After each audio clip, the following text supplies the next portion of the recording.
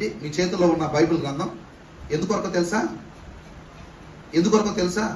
నేను బైబిల్ను 6 సార్లు చదివి పూర్తి చేశాను అని అందరితో చప్పట్లు కొట్టించుకోవటానికి కాదు. ఈ బైబిల్ గ్రంథం ఎందుకొరకో తెలుసా? దేవుని గురించి నువ్వు తెలుసుకునే మొదటి అవకాశం. చెప్పండి గట్టిగా. దేవుని గురించి నువ్వు తెలుసుకునేటువంటి మొదటి అవకాశం ఏంటి? వాక్యమే. రెండవది, సృష్టికర్తను నువ్వు తెలుసుకునేటువంటి రెండవ అవకాశం ఏంటో చెప్పనా? నీకు కనబడుతున్నటువంటి సృష్టి. చెప్పండి గట్టిగా. నీకు కనబడుతున్నటువంటి సృష్టి అంటే సృష్టిలో కలుగ చేయబడినటువంటి వాటిని ఆలోచించటం వలన నీకు ఎవరు అర్థమవుతారు? చెప్పాలి గట్టిగా. సృష్టికర్త అర్థమవుతాడు. ఇది నిజమేనా అని అంటే చదవండి. రోమిలికి రాసిన పత్రిక 1వ అధ్యాయం 20వ వచనం.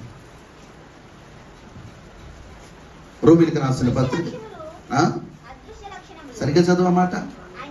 ఆయన అదృశ్య లక్షణములు అనగా ఆయన నిత్య శక్తియు దేవత్వమును జగదుత్పత్తి మొదలుకొని సృష్టింపబడిన వస్తువులను ఆలోచించుట వలన, చెప్పండి గట్టిగా, దేవుని యొక్క అదృశ్య లక్షణములు, ఆయన నిత్య శక్తియు, ఆయన దేవత్వము నీకు అర్థం అవ్వాలంటే వీటిని ఆలోచించాలంట.